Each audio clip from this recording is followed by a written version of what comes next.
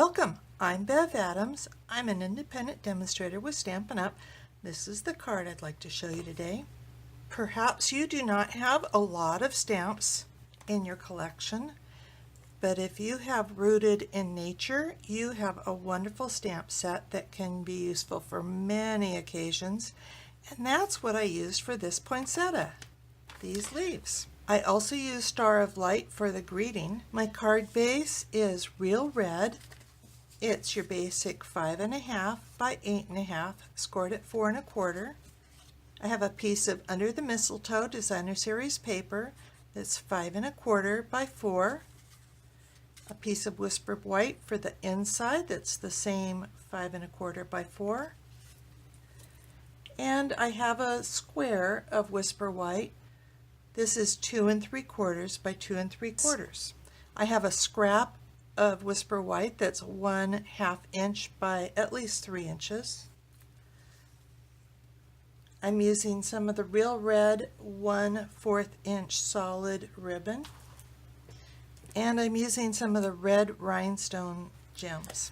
My ink is Old Olive and Real Red, some old favorites. I'm going to start by marking the middle of this cardstock, so it's 2 inches. I just want to make sure that this first ribbon goes in the middle. And I probably should have marked it on the back, but that will be covered up by the ribbon. So I'm going to just start in the middle and put just a little bit behind and wrap it around to the other side. And then I'm just keeping on going around, and I can go a little or a lot. I'm going a little bit closer than I did on my original one.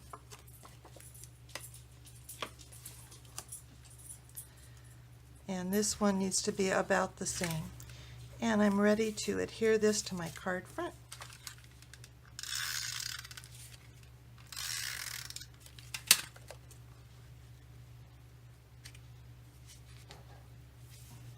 I'm going to stamp the smaller leaf in Real Red, and you want to have this really pretty close to the center, and I'm starting going off parallel to the sides of the square.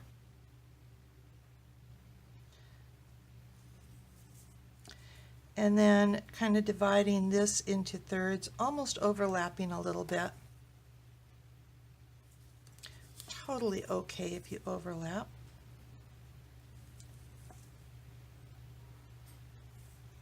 And that seems to help it fit better. Then I've stamped again on a sticky note.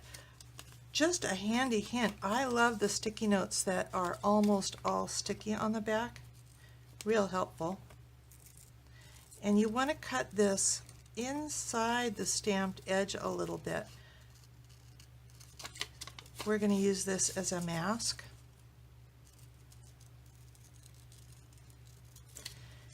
And when you stamp over this, there's a little gap between the thickness of the paper in the mask and the cardstock that you're stamping on. And I should have stamped this twice. If you have a lot of sticky notes, you can just cut them both out at the same time. I didn't have my stack of sticky notes handy. And save the rest of the sticky note because we may need to use that also. So kind of look to see where you're going to want a couple of leaves. I'm going to put them in this corner. There's a little bit more space there. So I'm using those sticky notes over those two. These are really petals now. And I'm getting out the larger leaf and using Old Olive. And we want to cover up this part here. This is going to go almost to the end. You could actually go over the edge a little bit if you'd like. And then move one of these sticky notes over. We'll go over to this one.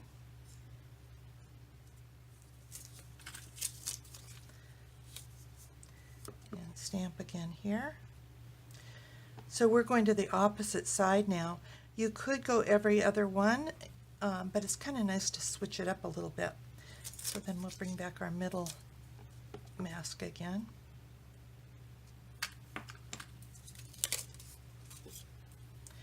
And then when you remove these masks, it looks like that leaf is behind. You could use a stamping sponge. I'm using a sponge dauber to just go around the edge. When you get the red right up at the edge, I'm just kind of skipping that a little bit. And I'm taking this ink off my stamp. And we'll stamp Merry Christmas. And I'm going to be close to this end. And then I think I want to snip it just a little bit shorter. And I'm going to flag this end. There are lots of ways to flag the end, but I'm doing the quick one where you snip up the middle and from each corner. And that helps to get it pretty centered and even. If you want to stamp your inside, you can stamp a couple of petals. And of course mask that a little bit. And stamp the leaf.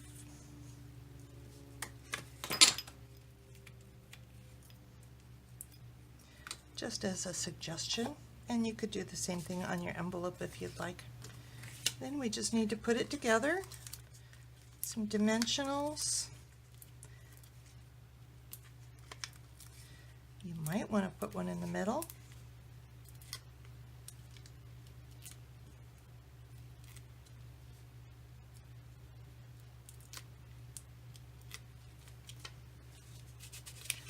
And I think this looks wonderful at the diagonal.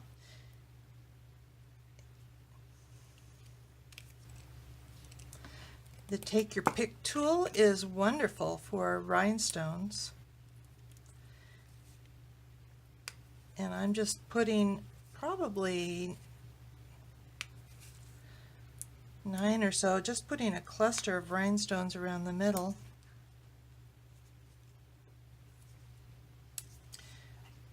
And that Pick Me Up tool is strong enough to grab the rhinestones, but it lets go because the adhesive on the rhinestones is stronger. I want to save 3 rhinestones for my banner.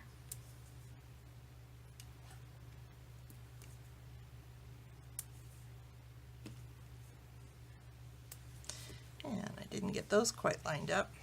There we go. Giving just a tiny bit of curl to this. I don't know if it'll hold up like that through the mail, but I'm putting it right on the edge of the Designer Series paper, and it will hang over your element in the middle. Don't forget to put the inside on the inside.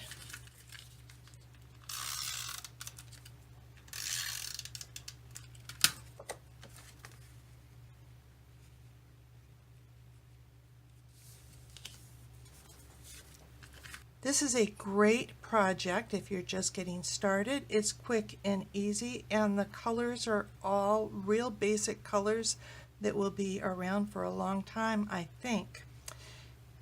You don't need any special tools, so you can do this.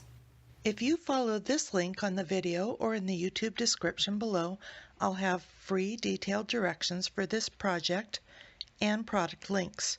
I sell the Stampin' Up! Products you've seen in the video. Just click the links for products you'd like to purchase and you'll be taken to my online store at Stampin' Up! I offer lots of resources at bevadams.com. Click on the Home button under the banner. Click the Shop button to find specials from Stampin' Up! And shopping strategies to make the most of your money. Be sure to read about the frequent shopper points I offer my customers and the products I offer. You can get information about sharing my Evernote notebook of current Stampin' Up! Products, taggers to name all those layering framelits, a paper sampler from Stampin' Up! Cardstock, heavy-duty bags to store your 12x12 and 6x6 paper, and for the bow maker that my friend makes that I'm always using in my videos. Click the Inspiration button to scroll my projects year by year to 2011. You can go to the original post with directions. If you're new to stamping or Stampin' Up, you might want to check out the Basics button where I share about stamps, ink, and paper, cutting card bases and layers, and some of my favorite tools. The Organization button takes you to lots of resources like a practically free stamp pad storage solution, a basic toolkit you can grab and go, labels and case inserts for just about every product, and more. More organization means more time for crafting. Click the Sip Together button to connect with me. Let's stamp if you're near Ventura County in California. Join my team if you're anywhere in the U.S. Stampin' Up! Welcomes people who want to save 20 to 25% on every order, people who want to share Stampin' Up! With a few friends, or those who want to share Stampin' Up! As a business. You can click About Me, where you'll find a link to email me. Whether we get together on the internet, in my home, or in your home, whether we drink water, coffee, tea, or wine, the important thing is to put stamps, ink, and paper together and do something creative. Don't forget to subscribe to my YouTube channel and also to my website so you don't miss a thing. Thank you so very much for watching. Bye.